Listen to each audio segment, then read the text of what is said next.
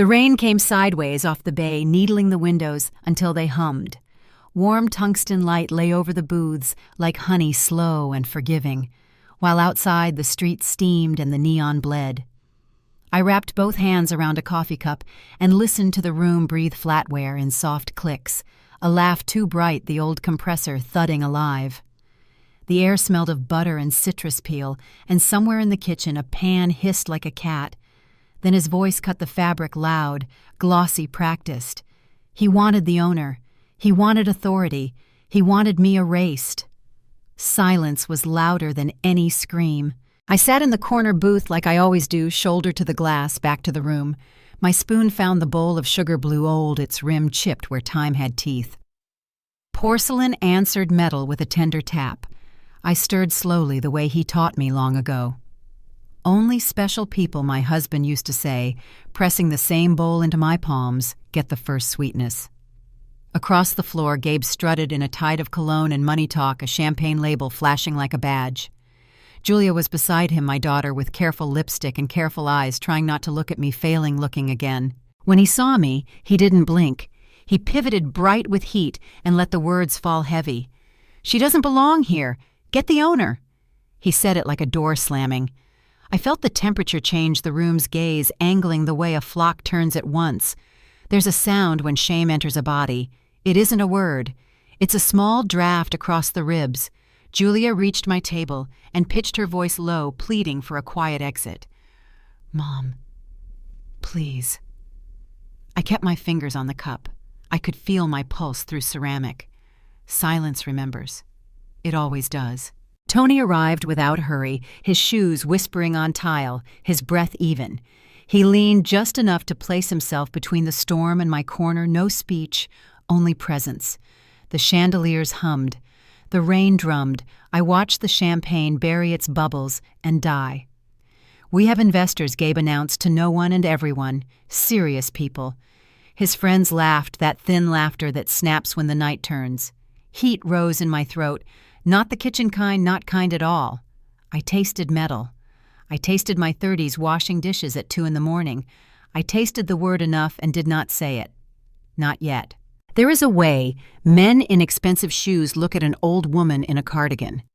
It is a measurement quick as a pulse, worth not worth, useful not useful. I felt it skim my skin and move on. The ceiling fans murmured. Somewhere a glass rang a small, surprised bell. I lifted the spoon again, 10 counts clockwise, slow, steady. If you felt this kind of silence, tell me below. Say where you were. Say what you did with your hands. I kept mine visible and still. Only special people my husband had teased when we were young and broke get the first sweetness. He meant me. He meant us. He meant work done with both feet on the floor. "Call the owner," Gabe repeated, larger, now swelling to fit his audience. His suit flashed, his smile cut. He wanted the room to choose him, or the nuisance in the corner. I watched Julia's mouth shape my name, then fold around the apology she couldn't place. Her earrings trembled, as if they had their own small heart. In the glass, I saw my hair silver and honest. I saw a woman built from early mornings, broken nails, burned fingertips, 20,000 breakfasts, 100,000 refills, one chipped bowl that knew my story better than any child. Silence remembers. Always. Tony's eyes touched mine. The smallest nod, the smallest promise. I lowered my spoon and listened to the rain count seconds on the glass. "We're closing a deal," Gabe announced, his voice polishing itself. "1 million, maybe more." The word million slid across the floor like oil. A server passing by set down a plate with both hands and left a ghost of steam. "She's ruining it," he said, and the way he said she lived inside me like a cold coin. Would you have done the same? Would you have stood up then, or waited for the room to show you its throat? The chandeliers hummed higher as if they had nerves. Someone at the bar turned to look and then turned back, ashamed of their own curiosity. I reached for the sugar again. The bowl was warm where my palm had been. The chip caught light and held it like a thin blade. I remembered my pink dress on the clothesline the year our child was born, how the wind lifted it, how the sun made it a flag. I remembered the heat of my husband's neck when the morning rush broke and he finally breathed. Memory is a kitchen scars, where the pan kissed you, marks on the door, where the years measured your child's height. Julia stood straighter. For one heartbeat, I saw her in a single clear frame, barefoot, 6 years old, syrup on her chin, whispering, "Only special people to the cat." She looked at Gabe, then at me. Her chin moved as if to say a different thing. Then the thing died. "Please," she said again, softer. I didn't move. I couldn't. "Enough," I said inside my mouth, where only my tongue could hear it. Enough of the polished cruelty. Enough of being the background object in someone else's ascent. Enough of paying the check and being thanked for nothing. A breath later, the room breathed with me. When Tony spoke, it was silk on wood. "Sir, I'll consult the owner." He held the words out like a napkin, polite and clean. Gabe exhaled through his nose, satisfied. He turned toward the investors. He tried to grow like tall stories. The rain shifted a little harder as if the bay leaned closer to listen. My spoon lay across the saucer like a slim silver oar. "If you carry a wound like this, share this with someone who needs a voice." The waitress at the next table met my eyes, then looked down and squared a fork beside a knife until the edges agreed. The room trained itself to appear normal, but normal had left. I felt the old heat then, not rage, not fire. The heat of standing up after too long, seated blood waking the legs. The heat of bread when you pull it from the oven and the air above it stings your palm. The body knows when a thing is about to shift. My husband used to find my hand in a crowd and squeeze once. That was our sign. Now in the soft roar of a Friday night, I squeezed the handle of my cup and let the steam kiss my knuckles. I was not invisible. I had never been invisible. I was simply quiet, and silence remembers. What does a room do when the floor changes? First it denies, then it balances, then it believes. I watched that tripod unfold across their faces, the friends, the investors, the man who caught his reflection in the wine list and decided it looked like destiny. Outside the bay shrugged and sent another braid of rain through the light. If you've ever had to hold your ground, where did you put your feet? I put mine on tile that had learned my gait on grout. I'd scrubbed until dawn on a corner booth that shaped to my hip like an old friend. The spoon touched porcelain again. A small, bright note. The note of a glass before a toast. The note of a key before a door yields. My breath slowed. 10 beats in, 10 beats out. I pictured the pink dress again empty and flying like a living thing and understood some things are loved enough to lift themselves. I didn't need a flood to carry me. I needed a sentence. I needed a moment. I needed the right man to walk back from the office and speak the truth that had been sitting patient as a bowl in the middle of my table for years. And so I waited. Not as prey, as witness, as owner of my breath, my spoon, my name. The chandeliers hummed down a fraction, as if they saw me see them. I wasn't trembling anymore. The cup was simply warm. The sugar weighted undissolved 1,000 bright grains. Only special people, he used to say, laying the bowl between us like an oath. Sometimes I still hear him in the clatter and the sizzle in the hush at shift's end. Silence remembers. It remembered for me until I could remember for myself. Tony turned the corner with a leather binder under his arm. The room adjusted its spine. Gabe rolled his shoulders, grinning toward his reflection in the bottle. Julia touched the back of a chair and took her hand away. I let the last of the coffee find my mouth bitter-sweet dark as a night that knows your name. Then I set the cup down so gently, the saucer didn't even think to argue. If you're still with me, breathe here. Stay with this sound. Stay with this light. We're almost at the door. The rain eased, or the room grew louder. It's hard to tell once your heart steadies. Tony stopped beside my table and the binder thumped down soft as bread. The chandeliers held their breath. I didn't stand. I didn't have to. I only touched the bowl, felt the chip with my thumb, and let the sugar shine like small moons. Sugar stays sweet, even with a chipped rim. Morning came salted from the bay. The windows sweated a fine mist, and every chair held a rim of damp like breath cooling after a run. I unlocked the door, stepped into butter air and old coffee, and let the hush take me whole. The neon slept. The griddle was dark and clean, a gray mirror for a tired sky.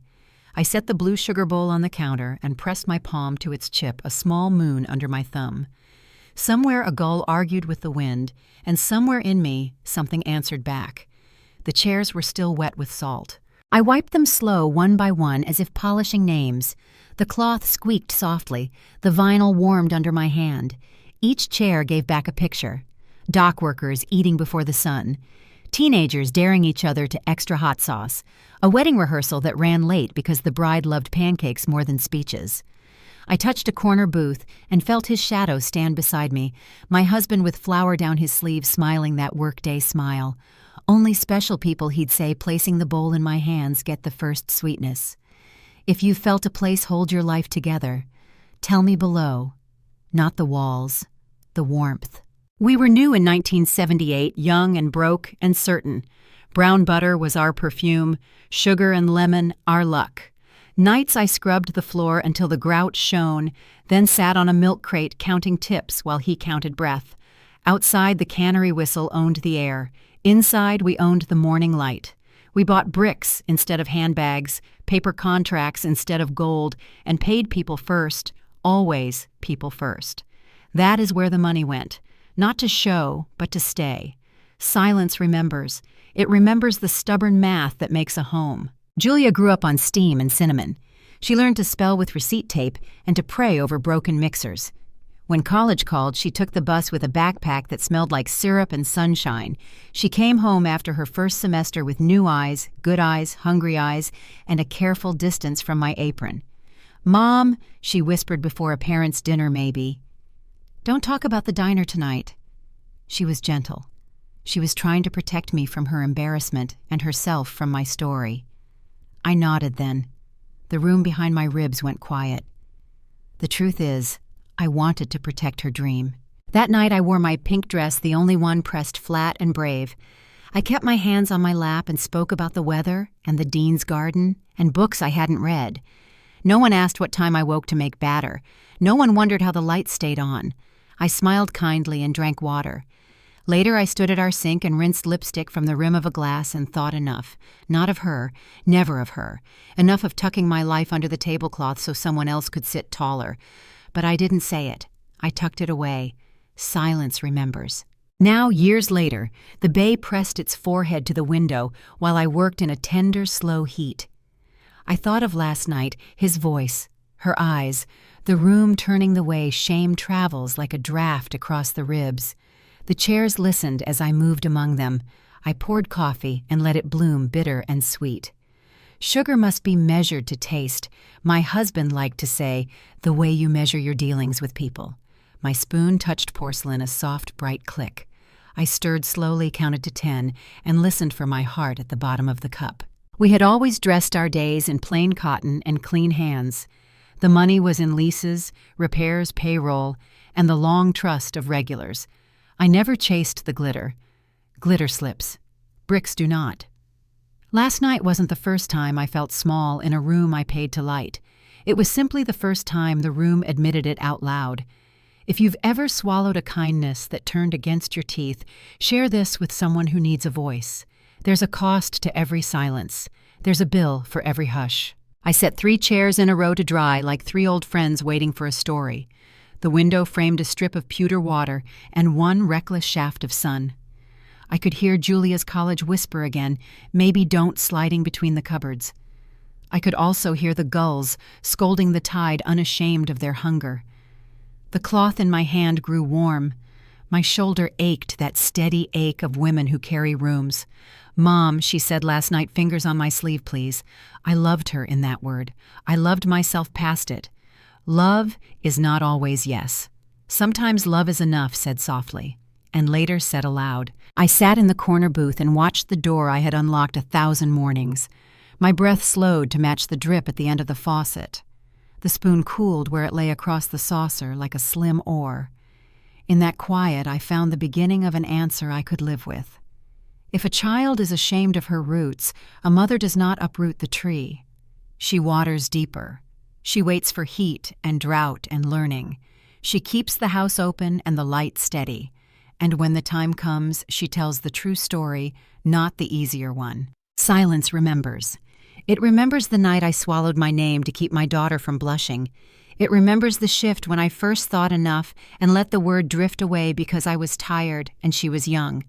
It remembers the way the pink dress fluttered on the line the next morning, emptied of me, full of sky. I'm older now. My pauses count. I stir the spoon slowly to hear my own heart. 10 turns. Breathe. Another 10. The heat in my chest is patient, not wild. Strength sometimes arrives as a chair you pull up for yourself. The bay lifted and set itself down again.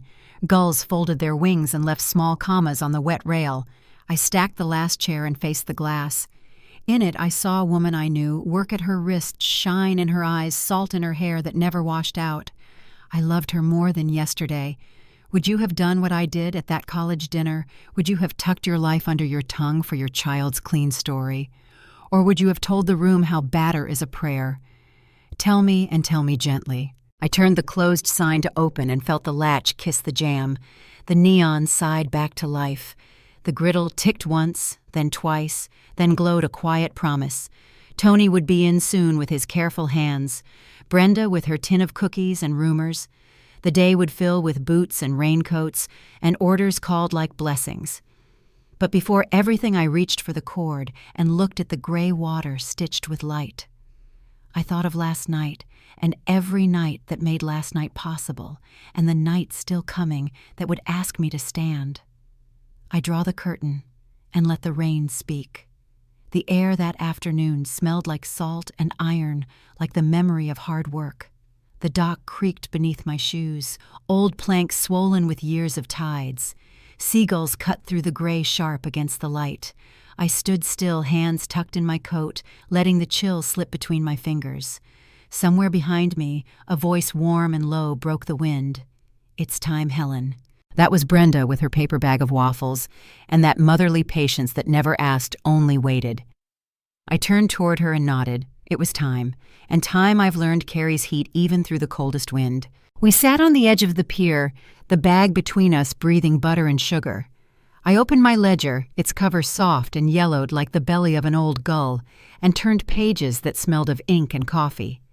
Each line was a heartbeat of my life. Wages, rent, repairs, the mortgage of the brick building I bought when no one thought I could. My handwriting wavered in places from nights when grief or exhaustion blurred the ink. Brenda leaned in, fingers tracing a column. You kept every number. I kept every promise I said.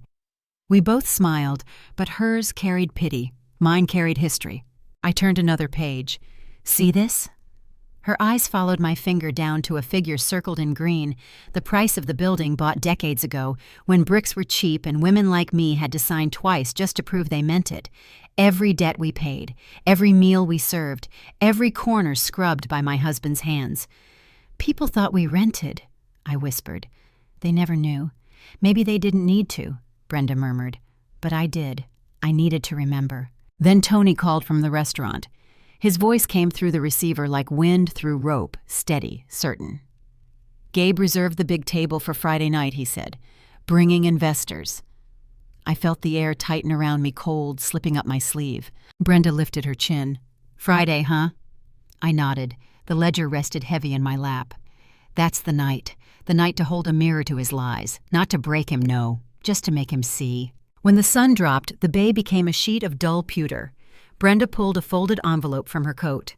My niece works at the bank, she said quietly. You should see this. Inside were numbers, the kind that tell stories no one wants to read. Credit cards maxed on imported suits and champagne. Personal loans for expansion. A car that cost more than the first 3 years of my rent combined. I traced the digits with my fingertip, feeling each curve of failure. He's not addicted to money, I said slowly. He's addicted to being seen.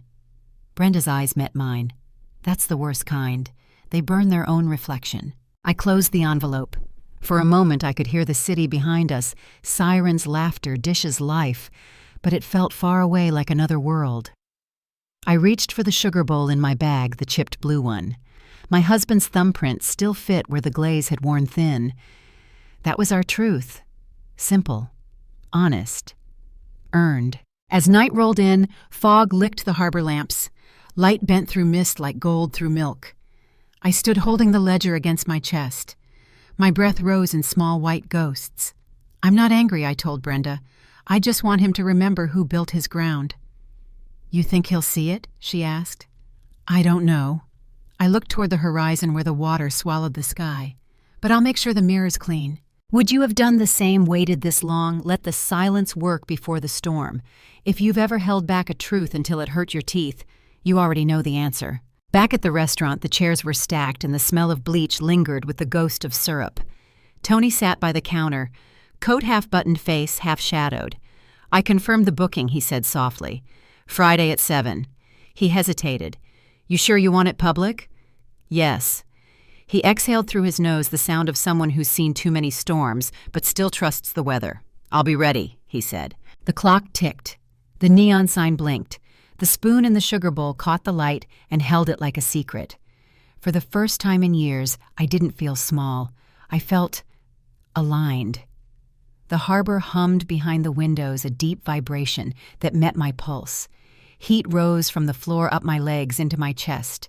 Not rage life, the kind of heat that builds a spine. Later alone, I spread the ledger open across the counter. Each page whispered.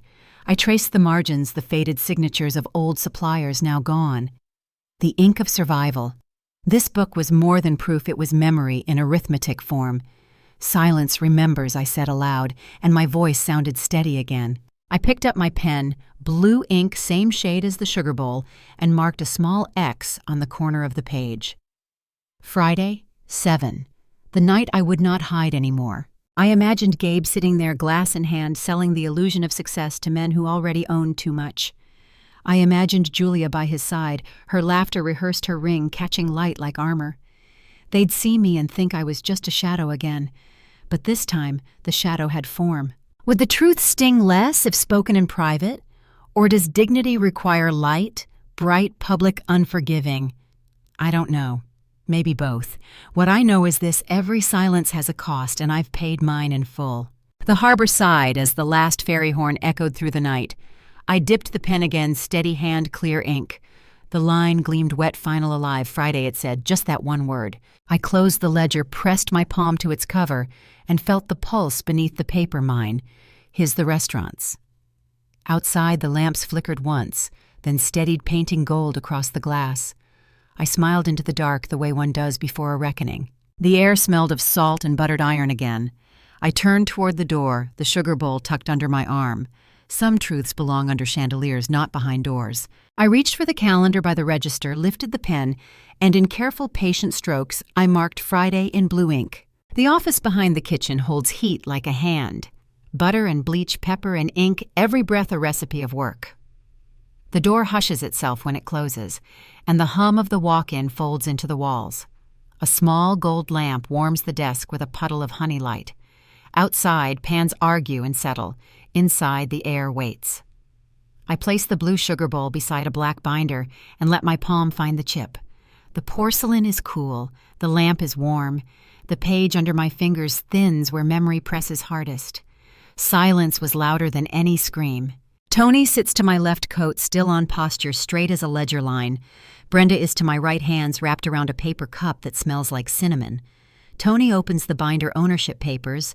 Lisa's permits photographs from ribbon cuttings when my hair still chased the wind. Metal rings click. Paper breathes. The lamp turns stamps into embers. He lays the pages out like careful cards. Each one says the same plain thing: earned, paid, kept.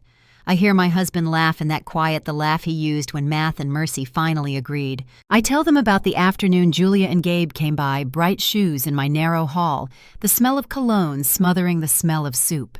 "It's practical," Gabe said, smiling too wide. "You need a place with care. We'll manage the details." Julia nodded, eyes on the fruit bowl, like it held a safer conversation. Then he reached it. "Your will, Helen. Let's avoid a mess later." He said later as if I were a date on a calendar. I folded my hands and measured my breath. In that moment, I learned which inheritance they wanted first. It wasn't my love. I didn't tell them I own the bricks that hold their reflection in the street. I didn't tell them the leases they praise were signed with my quiet name. I needed to know if they loved the woman or the machine they think she hides. So I made tea, let them talk, and counted the places their concern turned into appetite. Only special people, my husband used to say, sliding the sugar bowl toward me, get the first sweetness. That day I kept the bowl to myself. Silence remembers. It keeps score without ink. Tony's voice is low and certain. Friday. 7. Center table. He says it like a diagnosis and a cure. Brenda meets my eyes. You'll do it out there. In the open, I hold the paper knife between my fingers, the thin blade meant for letters, not flesh. It flashes once small and harmless, then rests. Not to cut, I say, to open. Brenda nods, relief loosening her shoulders. We'll do it clean, she whispers, so the heart survives. I feel a slow heat rise bread from the oven, not fire from a match, the kind that feeds, not scorches. We test the plan like a seam before a wedding gentle pulls tiny corrections. Tony will greet them, keep the room calm, hold his ground. The black binder will arrive only when the table demands truth. The photographs will speak older than anyone at that bar. The leases will sing in numbers even liars respect. I won't say much, I promise. The paper will. Brenda smiles into her cup. Good. Let the light do the heavy lifting. If you've felt this kind of silence where paper holds what a throat can't tell me below, sometimes ink is the only voice that won't shake. Heavier things try to enter anger, humiliation, the sharp replay of last night's public measuring, but the lamp refuses drama. It makes everything small enough to touch. I slide a photo toward Tony Youngus under a ribbon flower on his sleeve, the pink dress I wore when we opened the second location. The dress was cheap, bright, a flag I kept for courage. In the picture, I look like a woman who can lift a building if you ask nicely. I remember the steam, the burn, the soft hiss of pancakes agreeing to be turned. That was our heat, and it was holy. Would you tell them privately? Brenda asks. Not unkind. Spare the room. I meet her question and let it sit with us. The paper knife glints again, small and patient. I would if this were a bruise, I say. It isn't. It's a mask. Masks have to fall where they were worn. Tony nods once. He knows dining rooms. He knows the sound a lie makes when it loses its chair. Share this if you believe silence deserves a voice, not a shout. Just a steady lamp over the line where truth and performance part ways. We rehearse the steps quietly. I will sit at my corner with the sugar bowl and my breath. He will bring the binder only when asked for the owner. The lamp teaches me how to speak slow enough, no more. My tongue wants to run ahead and gather all the years at once, but my bones know better. Justice done too loudly becomes theater. Justice done clean becomes memory. I lay the paper knife on the binder and imagine an envelope opening, just the sigh of glue letting go. No tearing, no blood, just the face they chose, meeting the name they refused. For a moment, the office thins, and I am standing in my hallway again with their cologne and their plans. Think of the future, Gabe said, smiling with his teeth. Don't make Julia carry everything. Julia stared at the fruit like a child in a museum, close not touching. I wanted to say enough. Enough of concern sharpened into control. Enough of saving face by erasing mine. I said I'd think on it. Then I closed the door and leaned into the wood until it cooled my cheek. Silence remembers. It keeps the exact weight of a woman's head on a door. Back in the office, we return each document to its sleeve, smoothing the edges with our palms.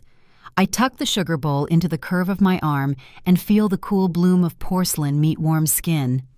Only special people, I murmur, and for a second I'm laughing in a kitchen that smells like orange zest and new beginnings. The lamp hums. The binder shuts with a friendly click. The building shifts around us, old beams settling like a sigh.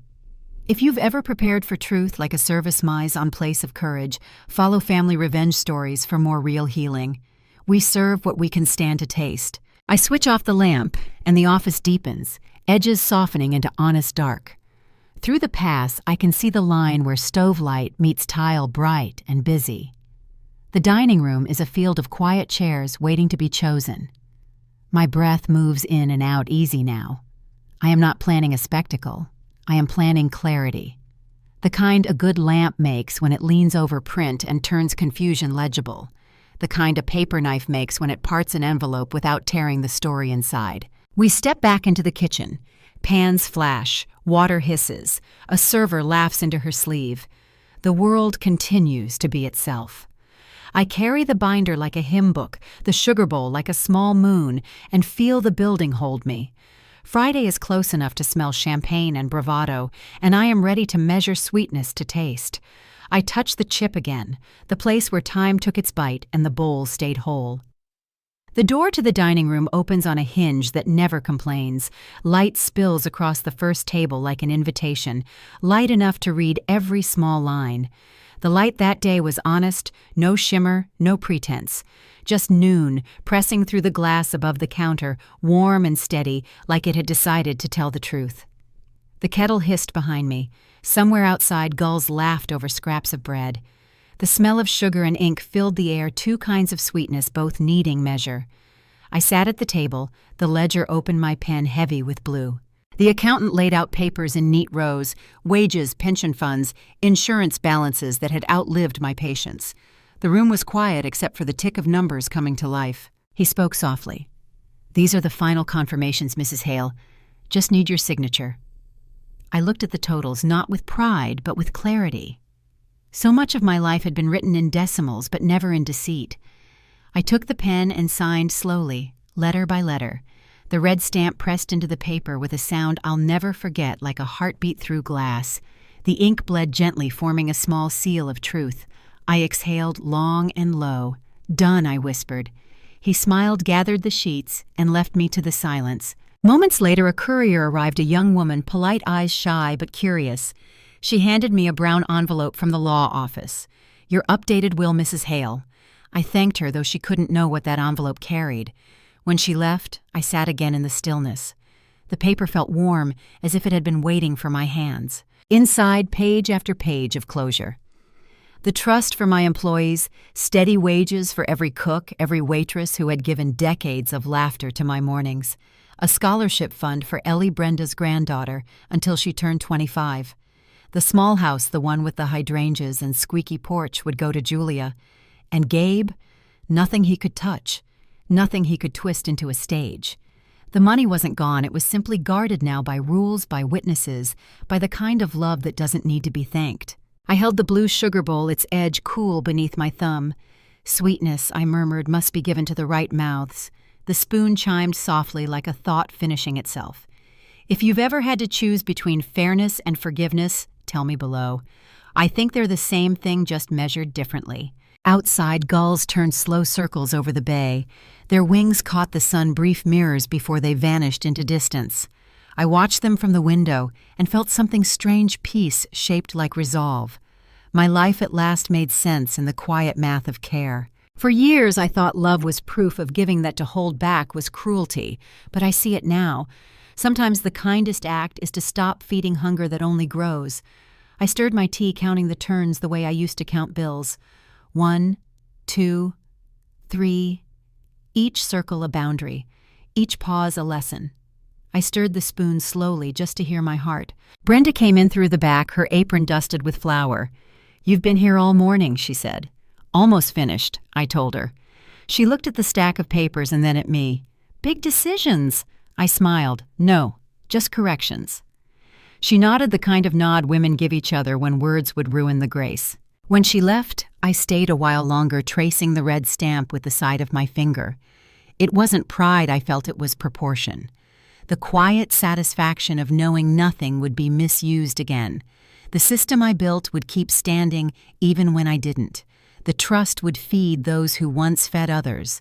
The restaurant, the bricks, the laughter in the corner booth they'd belonged to, the hands that made them worth anything at all. "Would you have done the same?" I asked the air softly. "Would you draw a circle around what's sacred? Even if your own blood stood outside it, love is not always inheritance. Sometimes it's protection." The sun tilted higher gold, spilling across the counter. The red seal glowed like a small sunrise over white paper. I remembered my husband's voice from long ago. "Only special people. Helen, understand balance." Back then I thought he meant recipes. Now I know he meant this moment, the balance between mercy and wisdom, between sweetness and ruin, between love and enough. I closed the envelope and pressed the flap with care. Outside, the city carried on loud, alive, unaware. Inside, I let the stillness expand. The kettle clicked, finished with its duty. I poured the last of the hot water and watched the steam rise, carrying a faint scent of vanilla from the sugar. The world looked softer through it, the edges of the papers, the rim of the cup, even my own hands blurred, almost forgiving. Freedom doesn't always arrive with applause. Sometimes it sits quietly beside you, disguised as logic and ink. I signed away the last illusion that love and ownership are the same. I signed for clarity, for rest, for peace that doesn't need an audience. I touched the sugar bowl one more time and whispered sweet, but not sticky. Outside, the gulls lifted higher, small white truths against a wide blue sky. The sky that afternoon was the color of tin, flat, heavy, waiting. The restaurant smelled faintly of citrus and clean counters, the calm that lingers after work well done. I was pouring tea when I heard the door open, just one click, smooth, confident, entitled, Gabe, cashmere coat, Italian loafers, the smell of expensive cologne that tries too hard to hide sweat. He smiled the kind of smile men practice in mirrors. "Mom," he said softly, "I need 500,000. Just 3 months." The spoon in the sugar bowl stopped mid-turn. The silence rang like a bell. I gestured to the seat across from me. Tea. He sat still wearing his sunglasses indoors, always afraid of his own reflection. He started talking fast, a guaranteed deal, a sure return, an opportunity to lift the family. Every word polished to sound noble, every pause trained for sympathy. I listened, nodding once or twice. Steam rose between us, white and steady, forming a curtain I was no longer willing to cross. When he said, "It's not just for me, it's for us," something inside me went very still. The us he meant was not the one I built. It was the one that used my name like credit. I set the cup down. The porcelain clicked softly. "Do you remember I asked what your father used to say about fire?" He frowned, impatient. "What does that have to do with this?" I smiled slow. "It only warms if you don't keep feeding it wood that won't burn." He blinked, thrown off by the calm. "Mom, you have the money. It's just sitting in trust. You'll get it back." I looked at him, really looked. The smooth skin stretched too tight across his cheeks, the restless twitch at his jaw, the glint in his eyes that wasn't hunger but performance. "I'm not lending you anything I said." He leaned forward. "Why not?" "Because you've mistaken love for leverage." The silence that followed was almost kind. Then the storm broke. His hand came down on the table, rattling the cups. "Do you know what people will think when they hear you wouldn't help your own son?" "Yes," I said. "They'll think I finally learned." Julia's voice came from the hallway, small, brittle. "Gabe, please." He turned, barked something I didn't catch. I reached for my phone and pressed the button that silenced its ring. The world went still again, just rain beginning to fall against the window. "Would you have done the same? Would you say no to your own blood if you knew your yes was another wound? If you've ever had to choose between peace and approval, tell me below." He slumped back in the chair, rubbing his temples, trying to make pity look elegant. "You're punishing me," he said. "No," I answered. "I'm protecting what's left." He stared at me, disbelief shaking the corners of his mouth. "You've changed." "I've healed," I whispered. The tea between us had gone cold steam, fading into nothing. His voice softened. "I just need a chance." And mine, steadier than I expected, answered, "So do I." He stood abruptly, grabbed his coat, and walked toward the door. The smell of his cologne followed, clashing with the clean air I'd fought years to keep. When the latch clicked shut, the whole room exhaled. I sat there a long while, tracing circles on the rim of my cup. I stirred the spoon slowly, just to hear my heart. The sugar had melted, leaving only the faintest sweetness at the bottom, like something remembered but no longer required. The rain deepened outside, the kind that soaks without asking. I thought about every time I'd rescued him, every debt, every call, every "this is the last one." Love had become a loan I kept renewing. But silence remembers, and silence was all I had left that hadn't been borrowed. The tea cooled further, the light dimmed, and somewhere inside me a truth settled, soft but immovable. Kindness without boundary isn't love, it's surrender. I walked to the window. Cars moved below, small and hurried, while the rain stitched silver lines between the city and the sea. Somewhere out there he was probably already spinning another version of this story, one where I was cruel, ungrateful, unreasonable. But truth doesn't need witnesses. It just needs space to breathe. I touched the sugar bowl again, feeling the chip beneath my thumb. The bowl didn't break when it cracked, it simply held less. And that was all right. If you've ever reached the edge of your generosity, whisper it now, not out of bitterness, but balance. When I finally turned off the light, the reflection in the window looked older, yes, but cleaner. I whispered one word to the empty room. It wasn't loud. It didn't need to be. No. No to guilt. No to debt disguised as duty. No to the version of love that forgets self-respect. The rain fell harder, a steady percussion against the glass, like applause from the unseen. I sat again, picked up the cup, and took one last sip. It was warm still, barely, but enough. No, just the right dose. The chandeliers trembled slightly when the wind hit the windows. Rain slid down the tall panes like silver veins, endless, restless, alive. The air smelled of steak and sea salt, with a faint trace of wet wool from guests shaking off their coats. Friday night, the night I had marked in blue, the one I had prepared for with ink patience and quiet prayers that no one ever heard. The table at the center gleamed like a stage oysters on ice, slices of roast glistening under gold light champagne already sweating in their crystal skins. Laughter rose, the kind that wants to be overheard. I sat near the glass wall, close enough to see my reflection blur with the rain. The sugar bowl rested before me, small and unassuming. I stirred my tea, the spoon barely grazing the porcelain. I stirred slowly just to hear my heart. Gabe arrived late, as always. Entrance perfectly timed, coat open, grin rehearsed. Julia trailed behind, face powdered with politeness, her hand tightening on his arm when he waved too loudly. Two investors followed Iris and Davies, dressed sharp, smelling of success and self-regard. The sound of their laughter rippled like coins poured into a bowl. Tony passed behind the bar, silent as breath. His presence was music, low bass grounding everything that tried to rise too high. He nodded once when he caught my eye. We both knew what the next few minutes held. Gabe was already talking, his voice bright and commanding. "We're scaling fast. 5 new locations next quarter. The margins are insane." He clicked a button and a slide projected across the mirrored wall, profits inflated numbers dancing larger than life. Iris clapped. Davies whistled. Julia smiled the way women smile when they're surviving. No one noticed me yet. Not really. Just a shadow behind a teacup.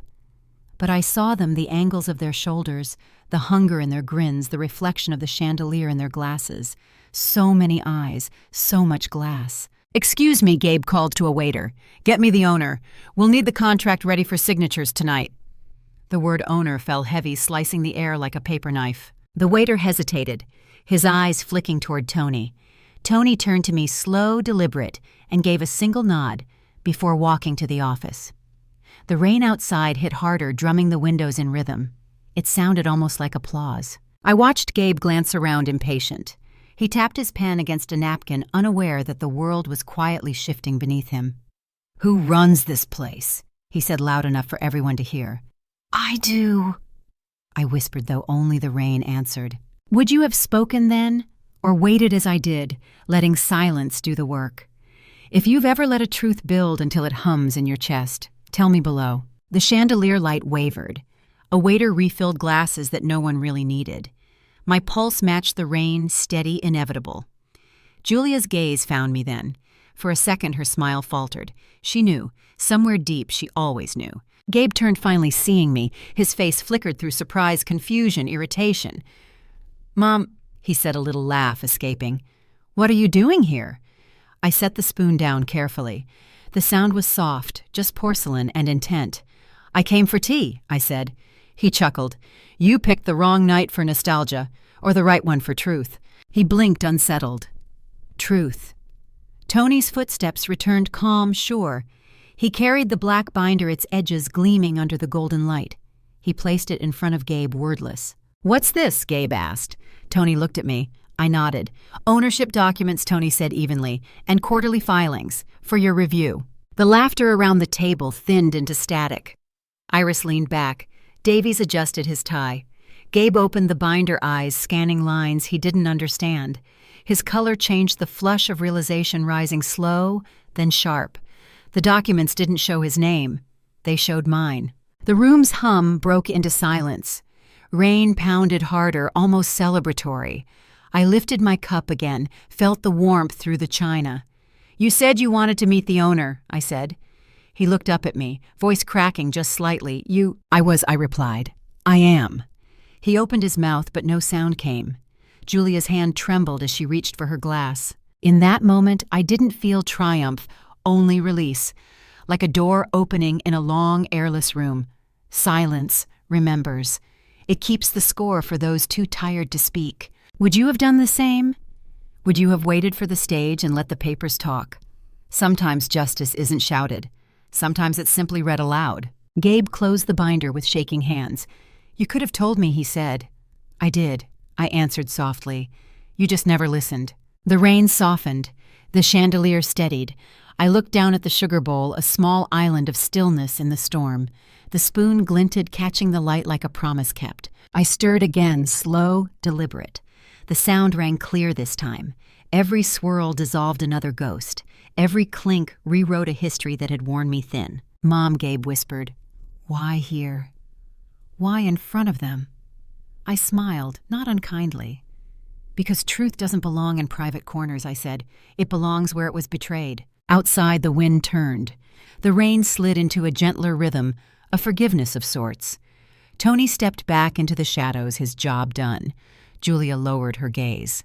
And I sat still, letting the weight of decades lift, inch by inch. If you've ever let silence bloom into courage, share this with someone who needs it. Sometimes all it takes is one calm voice, steady as tea, to end the storm. The chandelier light spilled across the glass, again softer now, cleaner. The night no longer trembled. I lifted the spoon one last time, felt the porcelain hum beneath it. The air smelled of sugar rain and truth cooling in the open. My heart slowed. My breath followed. It was time. The spoon met the porcelain. The chandeliers had stopped trembling. Only the sound of rain, slow and steady, tracing its rhythm down the tall glass windows. The smell of roasted beef and champagne lingered in the air, but no one touched their plates anymore. It was as if the whole room had turned to breath and heartbeat. Even the laughter that had filled every corner earlier now hovered uncertainly, trapped between pride and panic. Then Tony came back. The door opened without sound, but every eye turned toward him. He carried a brown leather binder, heavy and weathered like truth itself had a weight. The lamplight caught the brass corners, each one shining a little too sharply for comfort. He walked straight to the table, no rush, no hesitation, and laid the binder down in front of Gabe. Corporate registration, Tony said evenly. Property deeds, tax filings, and photos. The room fell completely still. Only the sound of the rain tapping against the windows, patient, relentless. Gabe blinked his fingers, hovering over the binder, but not yet touching it. Julia's hand trembled near her champagne flute. Iris and Davies leaned slightly forward, curiosity mixed with the caution of people who smell smoke before seeing fire. Tony lifted the cover. Inside my life. My husband's handwriting on the earliest lease, the old business license signed in blue, the tax seals like small red scars of survival, decades of quiet labor stacked in legal ink. He turned toward me.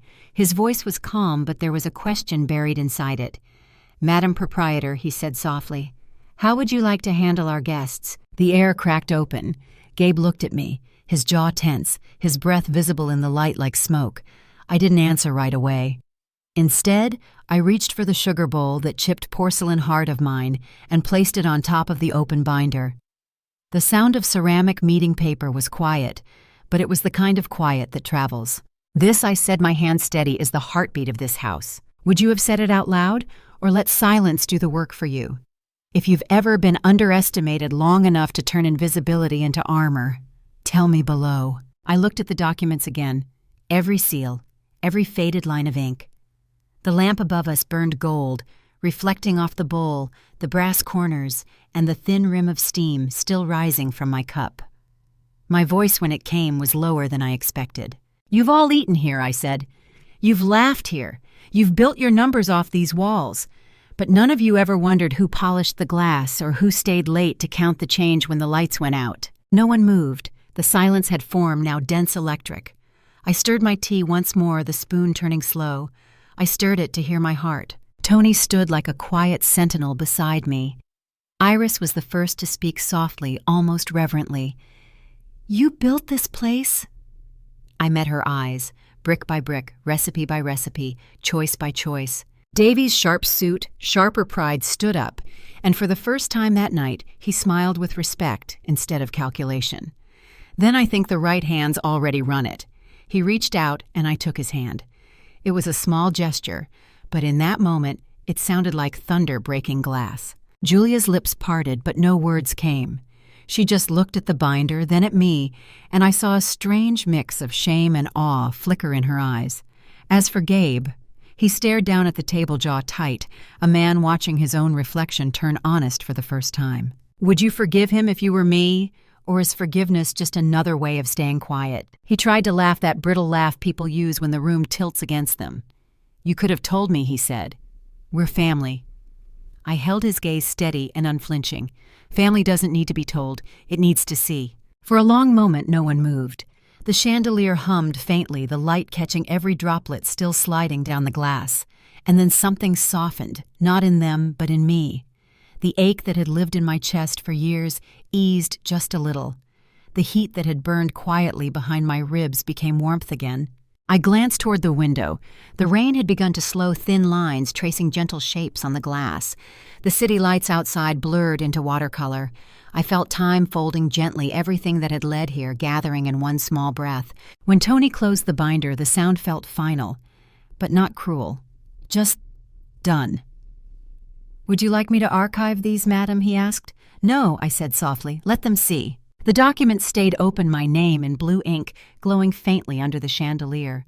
The red seals shone like tiny embers, proof that survival too leaves marks. Julia stood hesitated, then whispered, I didn't know. I nodded. You weren't supposed to, but you can know now. The room exhaled a long, trembling breath shared by everyone. Dishes clinked, chairs shifted, the storm outside fading into memory. If you've ever seen truth land quietly, not as revenge but as balance, share this moment in your heart. Silence remembers, and it always knows the difference between noise and justice. Tony stepped back. The binder, the sugar bowl, the tea, all perfectly aligned in the center of the table. Around them, faces that had once looked through me now looked at me. I traced the rim of the bowl once more, felt the tiny chip where years had bitten and smiled. The spoon lay still this time. It didn't need to move. My heart had found its rhythm. The chandelier light softened, wrapping the room in gold. Outside, the rain stopped completely, the glass windows catching only the quiet shimmer of the streetlights. I gathered my breath, spoke gently into the hush. My name, I said, is written there. The air held its breath with me. Blue ink. Red seal. The night had settled into a kind of stillness that made every breath sound louder. Rain traced thin rivers down the windows again, each drop carrying the faint hum of thunder waiting somewhere far away. The chandeliers had dimmed, softened by smoke from the half-burnt candles. Champagne flutes stood untouched now. Even the laughter that once bounced off the glass had vanished like a spell undone. I could hear the whisper of paper as I opened the second folder. Its leather edge brushed against my fingers like skin gone cold. Inside proofs. Debt statements, falsified income reports, the jewelry insurance claim for a theft that never happened. Photographs from a charity gala where my granddaughter Ellie had been used as a charming face for donations that never reached the charity's account. The trail was clear, cruelly elegant. Money, trust, and lies all sewn together with the same invisible thread. Gabe's hand twitched. Julia froze mid-breath. The guests leaned in, eyes reflecting the lamplight faces like polished glass waiting to crack. Tony slid the binder toward me. His eyes met mine, not seeking permission, only clarity. I spoke softly, not to break the spell. This, I said, is what hides behind laughter. I could feel every gaze shift, like temperature dropping before a storm. The papers caught the light, the red seals glinting like tiny wounds. I turned one page after another, insurance forms, shell invoices, charity transfers, all stamped and dated. I looked up. Would you have done the same? I asked, the air, the rain, maybe even you. If you've ever uncovered deceit wearing perfume and pearls, tell me below. Iris, who had been swirling her wine, lowered her glass slowly. Her reflection in the window looked suddenly older. She whispered, "Oh my God." Davies reached for his briefcase, then paused as if something inside him hurt. Finally he stood, buttoned his jacket, and said with the calm of a man exiting a burning room, "We withdraw our proposal." The sound of his clasp closing echoed like a verdict. Julia covered her face. Gabe remained seated, blinking rapidly like a child trying to wake from a dream that refused to end. Then, as the weight of it all pressed down, he slid from his chair to his knees, not from repentance, no, but from loss. The deal, the illusion, the crown he'd worn without earning. The rain hit harder against the glass, as if to applaud the truth. I lifted the sugar bowl again, felt the faint chip under my thumb. The chandelier light caught on the crack, sending a thin white line of reflection across the room. Sweetness, I said softly, was never meant for dishonest tongues. No one spoke. Even the waiters stood still at the edges of the room. Tony's gaze held steady, part witness, part anchor. I set the bowl down in the center of the folder. The porcelain met paper with a gentle sound, but the echo lingered in every chest. Would you have exposed them publicly, or whispered the truth in private shadows? Sometimes silence protects. Sometimes it poisons. Julia sobbed quietly, now her tears smudging her makeup into a soft ruin. Gabe tried to rise, but his knees seemed unwilling. His voice cracked. "Mom, please, this isn't what it looks like." I looked at him, really looked the way a sculptor examines the cracks in marble. "It looks," I said, "exactly as it feels." The words fell heavy, but my tone stayed calm, cold, merciful. I didn't need revenge. I needed clarity. I watched as Iris pushed her chair back, collecting her clutch without a word.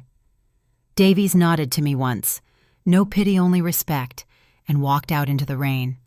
The door closed gently behind them. No slamming, no shouting, just consequence. The light shifted across the glass. For a moment I saw all of us reflected together, past and present, guilt and grace masks and faces. And then the image fractured, as if the window itself refused to hold the lie any longer. I stirred the tea again.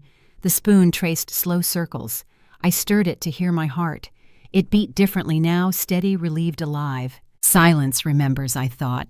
It remembers what words try to bury. For years I'd stayed quiet out of love, but love without truth is just disguise. Would you have torn the mask away, even knowing it might cut your own hand? If you felt the sting of your own mercy, share this with someone who needs courage. The sugar bowl caught the light once more. The crack shimmered not as a flaw, but as evidence that it had survived the drop. That's what truth does. It doesn't stay perfect. It just endures.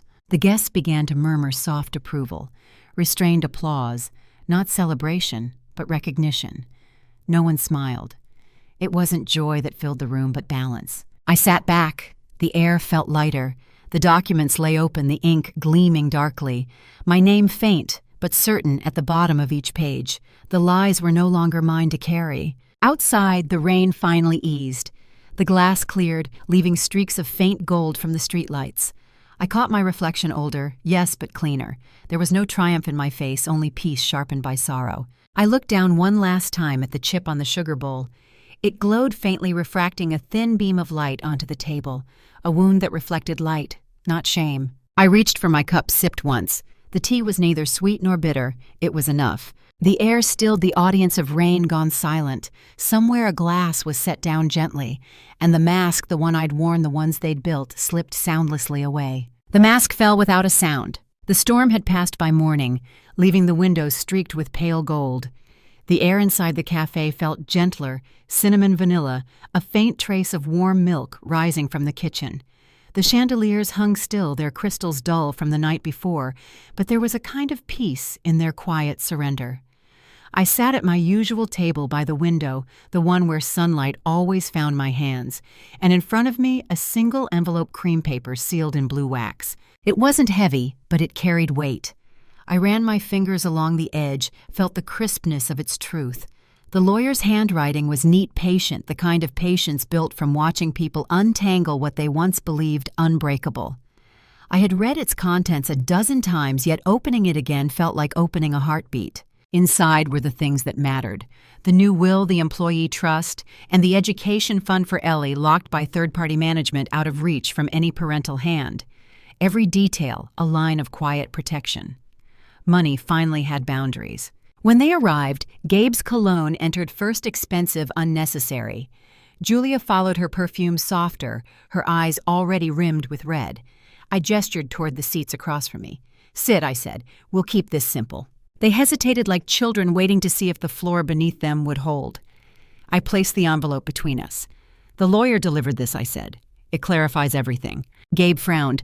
Julia reached for the letter, but I rested my hand gently on top of it. "Not yet," I whispered. "Listen first." I could hear my own heartbeat through the spoon in my cup.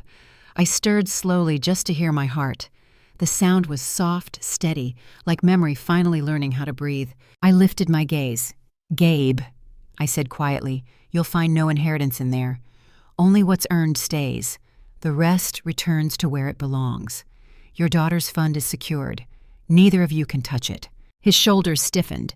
Julia's lips parted, but no words came. "I'm not punishing you," I added. "I'm freeing you from using love as leverage." The silence between us swelled, then broke when Gabe muttered, "So this is it. You're cutting us off." "No," I said. "I'm cutting the strings." "Would you have done the same?" "Drawn a boundary not out of anger but out of mercy. If you've ever had to choose peace over blood, tell me below." Behind me, the kitchen door swung open. The smell of cocoa and cinnamon drifted into the room, warm as forgiveness. I nodded toward the barista.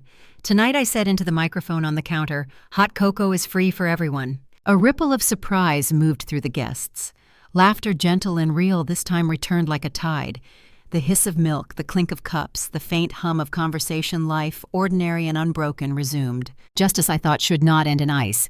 It should end warm. I watched Julia wipe her cheeks. The cocoa aroma seemed to settle her. Her voice cracked when she whispered, "Mom, can I come by tomorrow just to talk?" I smiled, soft but firm. "Come," I said, "but not to talk about money." She nodded. That was enough. Gabe looked at me, confusion wrestling with pride. "What about me?" he asked. "You said you wanted me to be a father."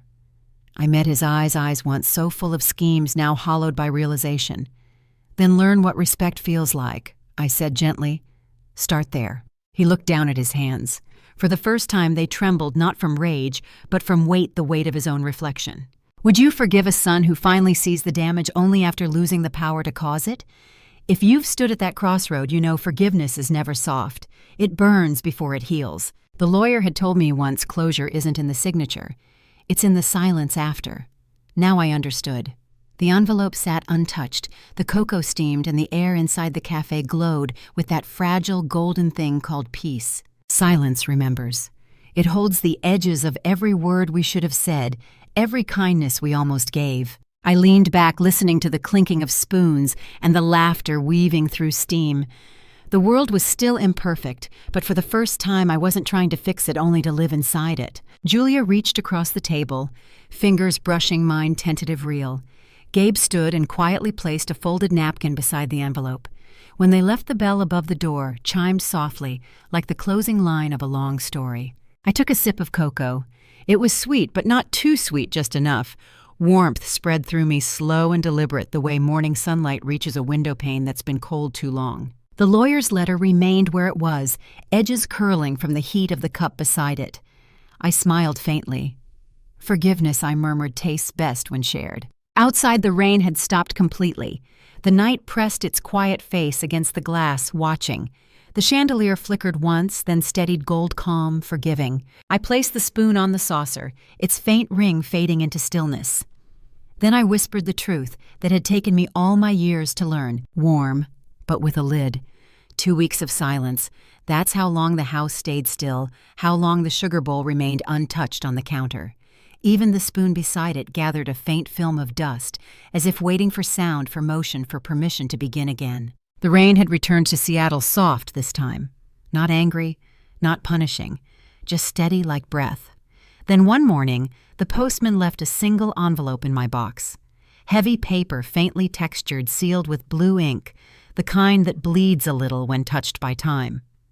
My name was written carefully, each letter deliberate, like someone relearning how to write.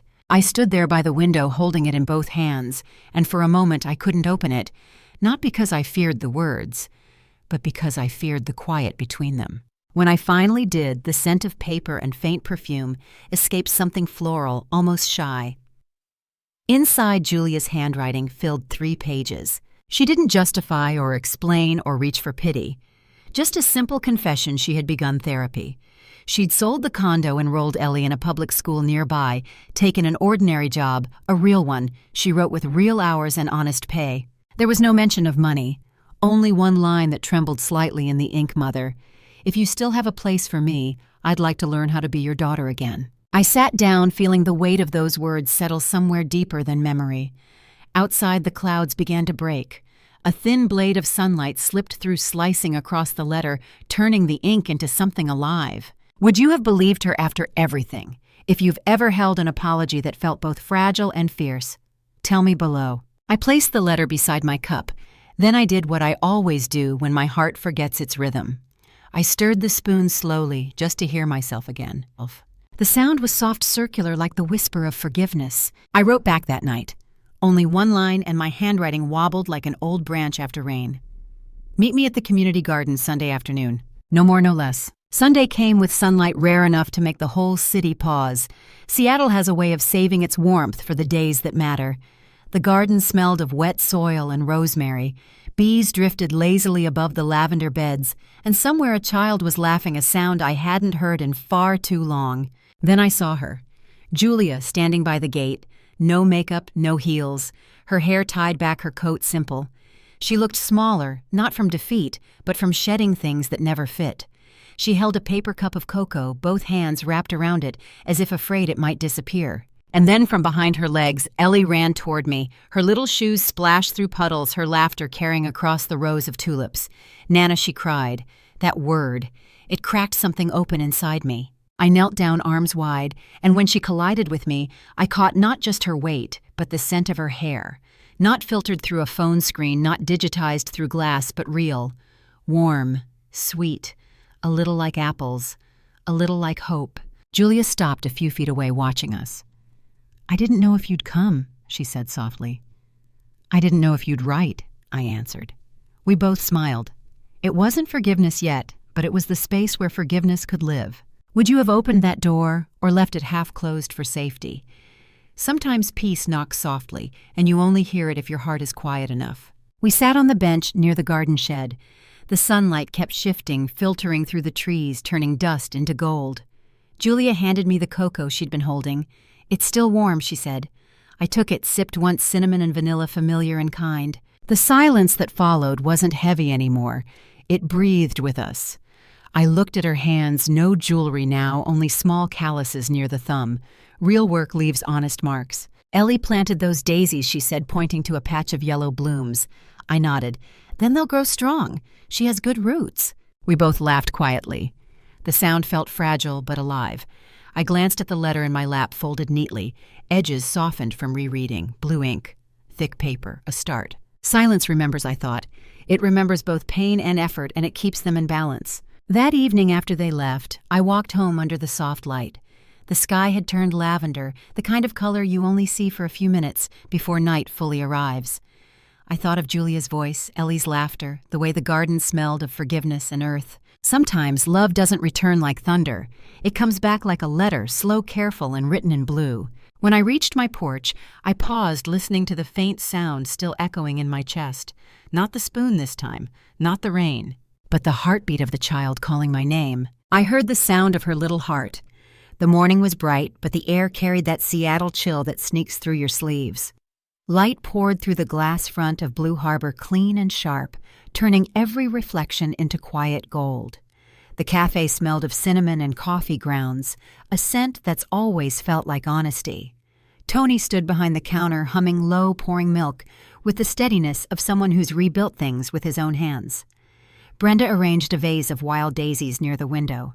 Their white petals trembled every time the door opened. I moved slower these days, but not from age, from peace. A year has a way of sanding the edges off your heart. On the counter sat the sugar bowl, the same porcelain one chipped near the rim, finally back in its place. I ran my thumb along that tiny flaw, as if greeting an old friend who'd wandered too far, but somehow found the road home. Outside, the harbor glimmered. Boats bobbed softly, seagulls circling in lazy arcs. Life had resumed its rhythm, not loud, not grand, just steady. Julia came from the kitchen with a tray of toast, golden with butter and cinnamon. She looked different, lighter. The kind of light that comes from carrying only what's yours to carry. Gabe stood across the street holding a small red ball. He tossed it gently toward Ellie, who caught it and laughed. Every Sunday morning now, he came on time, no arguments, no deals, no promises, except presence. He'd learned silence too, but not the kind that hides, the kind that listens. I turned back to the counter, took a muffin from the rack and sprinkled brown sugar across the top. It fell softly, like early snow. The cafe lights glowed warm against the copper pots and clean glass. The sound of spoons and soft laughter filled the room. It struck me then how quiet justice can be.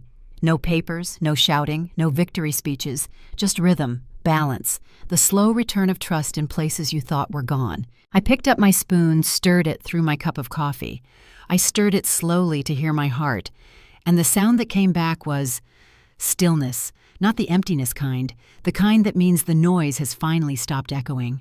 Would you have believed that peace could sound so small? If you've ever found yourself rebuilding something you thought was lost, tell me below. Julia wiped her hands and leaned on the counter beside me. "Mom," she said softly, "we booked Ellie for piano lessons. She wants to play by the window here on weekends." I smiled. "Then make sure she plays something with long notes. Silence deserves company." We both laughed, not loud, just enough. Brenda joined us with a tray of mugs, her hair tied up with a ribbon, the same shade as the morning sky. "Cocoa's ready," she said. "Should we start serving?" I nodded. "Yes, darling. Let them taste warmth before the world gets busy again."